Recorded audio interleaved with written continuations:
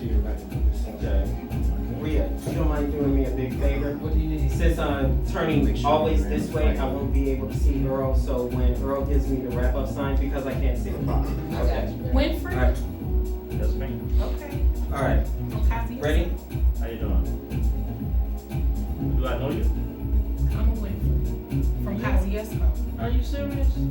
We got the reunion just this past No, I didn't make it. But my Back grandfather up just a little bit. Overtus Winfrey. Right, exactly, okay. So you guys relatives? Yes, we guess. are.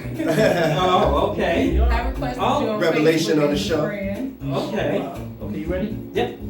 Here we go.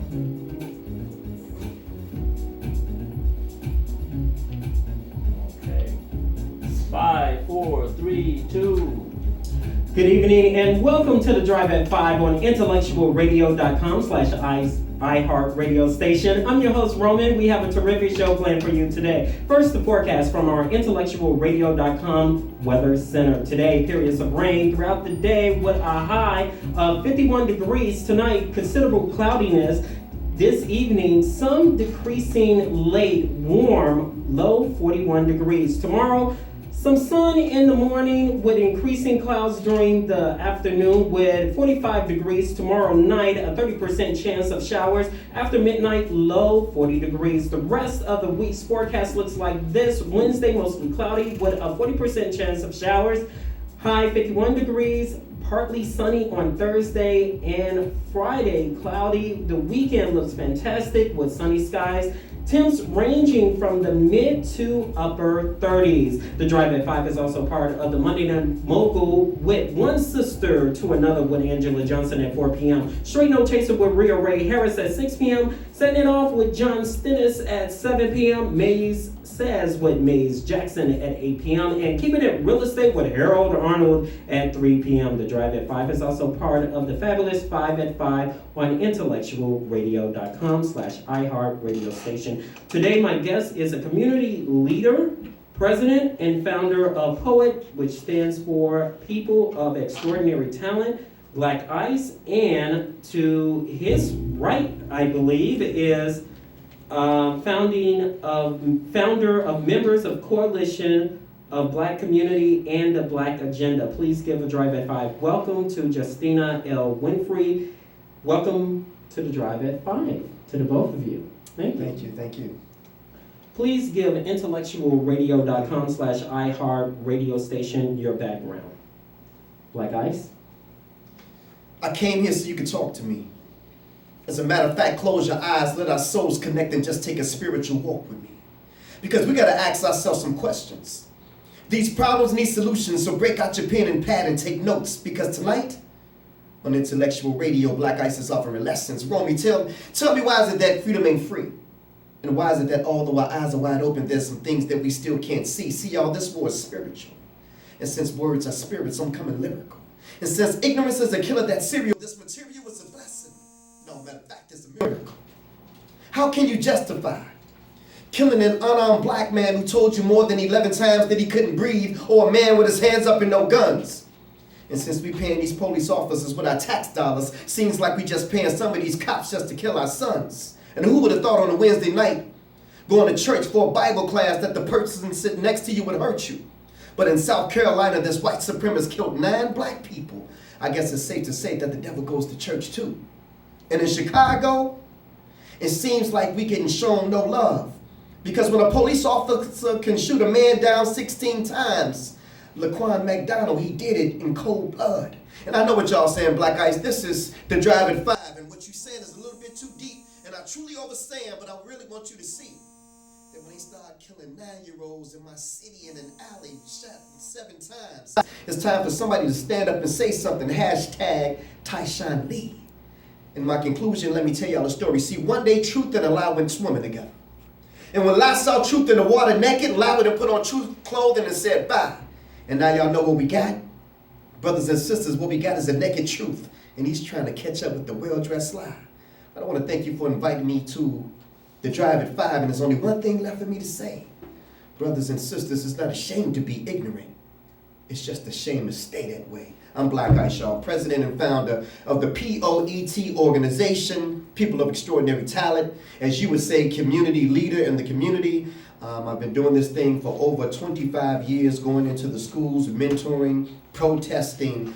Former aldermanic candidate, ran against one of Mayor Daley's Alderman Latasha Thomas at the time in the 17th Ward. So I have a history of speaking truth to power. I have a history of fighting power. I also have a history of mentorship, giving children something as an alternative to picking up a knife and a gun, and that's a pen and that's a pad, expressing yourself through spoken word poetry. That's my story. Justina?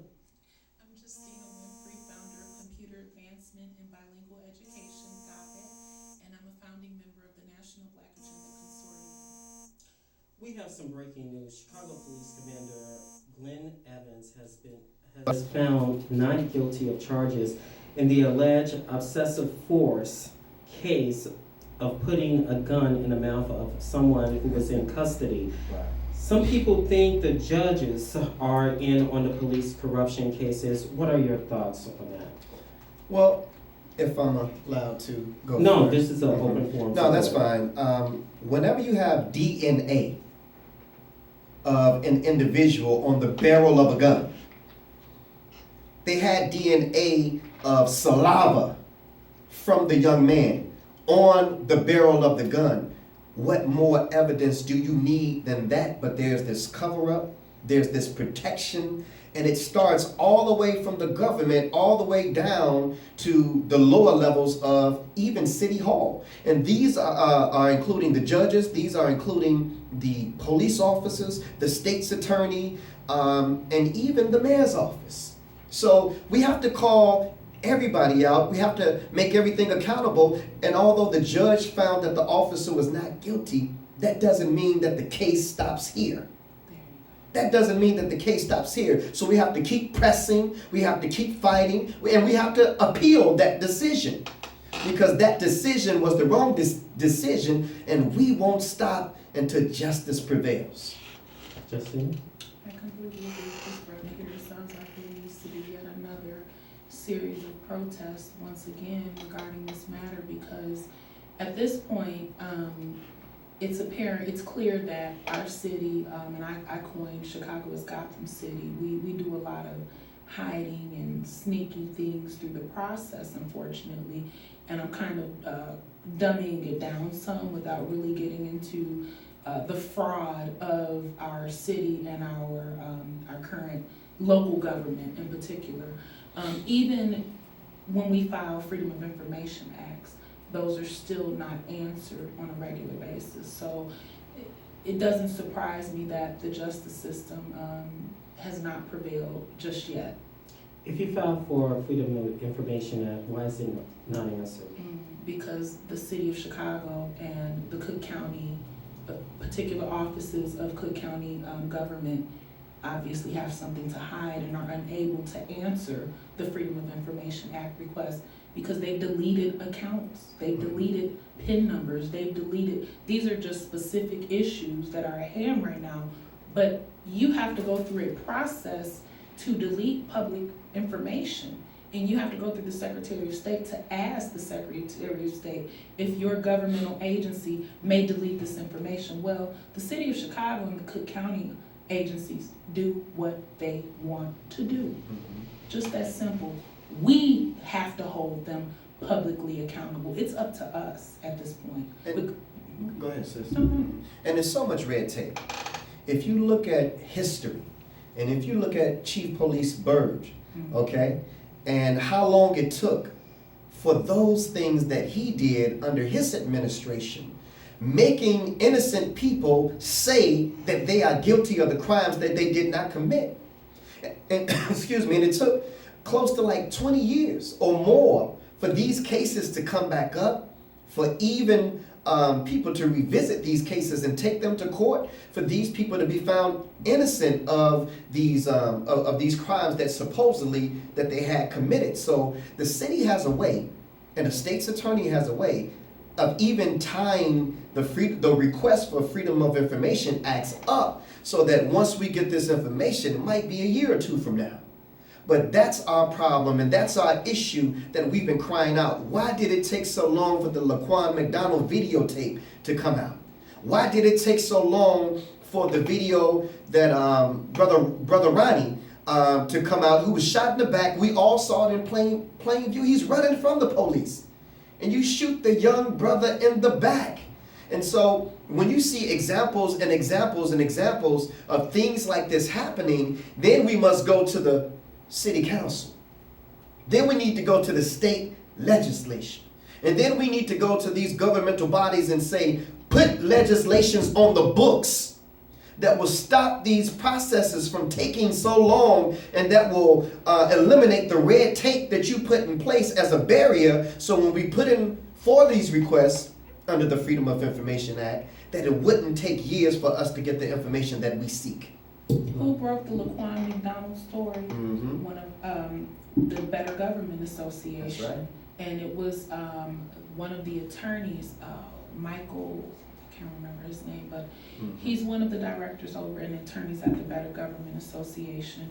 And he filed the FOIAs, took them to court, because once again, the Chicago Police Department and the respective agencies would not respond to those Freedom of Information Act requests regarding the video in itself. So, Do you think the African American community should file a civil rights lawsuit against the FOP, the Fraternal Order of Police, the mayor, the former mayor, Mayor Daley, the city council, Black Caucus members, to get answers regarding police brutality among African Americans? I would say it's the scope is even beyond just police brutality. Let's look at the issues that are at the forefront of our communities right now.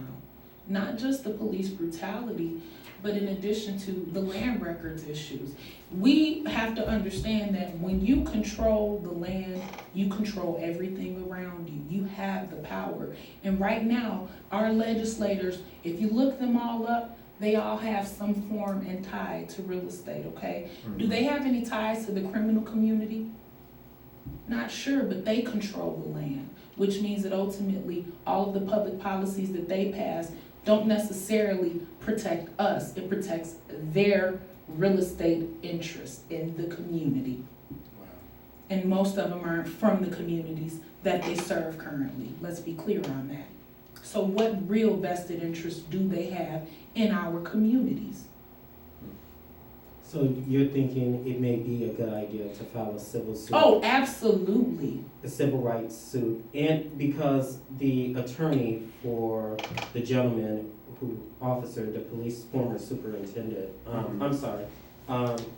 Glenn Evans, they're filing a civil rights suit against him. So do you think we should move in that direction to force what's going on in leadership and to get some answers about police brutality? Absolutely. You know, there's a lot of hidden things that go on. And one of the X factors that not too many people have talked about is actually the police union. Mm-hmm. They are a stronghold, and by right, they're doing the job that they are getting paid to do. And they are suppressing a lot of this information, and they have it in their contract that they can erase information and that they can erase files after a certain amount of time passes. And I was listening to one of the union representatives speak, and they said, well, if this particular case hasn't been brought up for investigation or trial after a certain amount of time, we reserve the right to erase this information. And so back to you. When it comes to Chicago in particular, we have to address the city council. We have to put pressure on them to do a job that we elected them to do. We have to put pressure on them to create legislation and pass legislation that will make sure that everybody is held accountable within the city of Chicago limits when it comes to police brutality, when it comes to corruption, when it comes to cover-up, even if it goes as high as the mayor's office.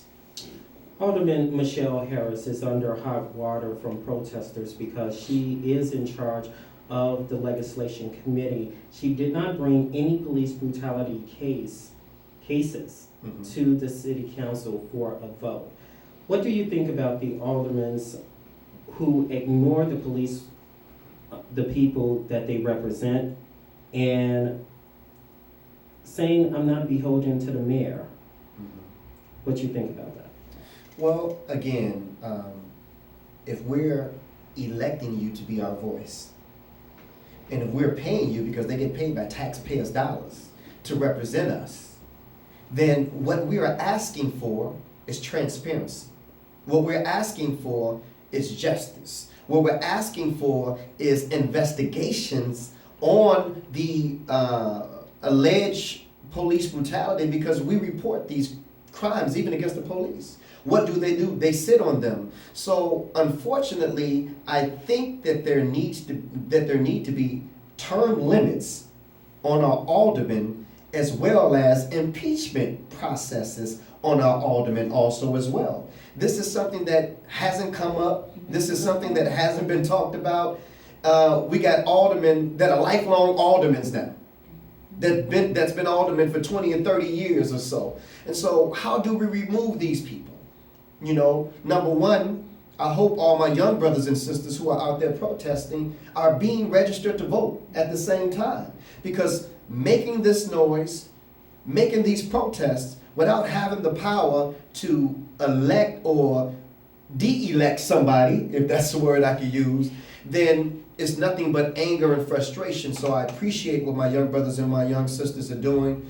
And my encouragement to them would be, make sure that everybody who participates in that process of protesting is registered to vote. Because if we can't get them out one way, we got to get them out another way. Want to add to that?